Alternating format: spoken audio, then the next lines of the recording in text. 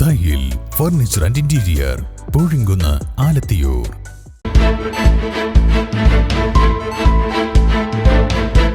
നമസ്കാരം, ന്യൂസ് ക്യാപ്സൂളിലേക്ക് സ്വാഗതം. പവൻ ഗോൾ തിരൂർ. തലക്കാട് പഞ്ചായത്ത് കേരളോത്സവം സമാപിച്ചു.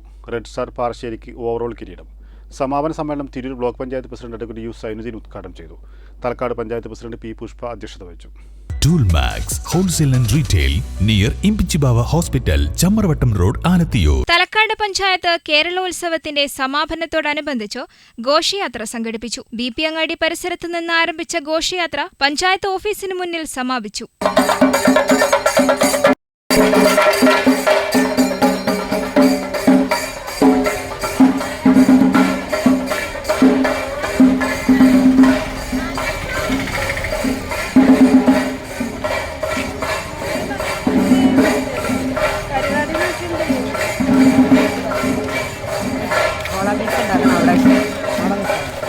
തുടർന്ന് നടന്ന സമാപന പൊതുസമ്മേളനം Tirur block panchayat president advocate U Zainuddin ഉദ്ഘാടനം ചെയ്തു.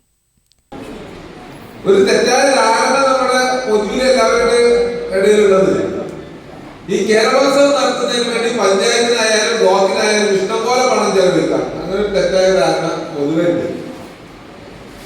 യഥാർത്ഥത്തിൽ ഗ്രാമപഞ്ചായത്തിന് 1.5 ലക്ഷം രൂപയാണ് ഈ പരിപാടി മൊത്തം നടത്താൻ വേണ്ടി ചെലവഴിക്കാൻ പറ്റുക. അത് അവിടുന്ന് തരുന്ന പൈസ ഉൾപ്പെടെ തന്നെ യുവജനക്ഷേമ ബോർഡ് തരുന്ന പൈസ ഉൾപ്പെടെ 1.5 ലക്ഷം രൂപയാണ് ആകെ ഇതിനുവേണ്ടി ചെലവഴിക്കാൻ പറ്റുക. എന്ന് പറഞ്ഞാൽ എല്ലാ ഇനവും നടത്തണം, അതോടൊപ്പം തന്നെ ട്രോഫി വാങ്ങണം, ഇങ്ങനെയുള്ള ഈ പരിപാടികൾ സംഘടിപ്പിക്കണം. എല്ലാവരും കൂടി ആകെ ഔദ്യോഗികമായി ചെലവഴിക്കാൻ സാധിക്കുക 1.5 ലക്ഷം രൂപ.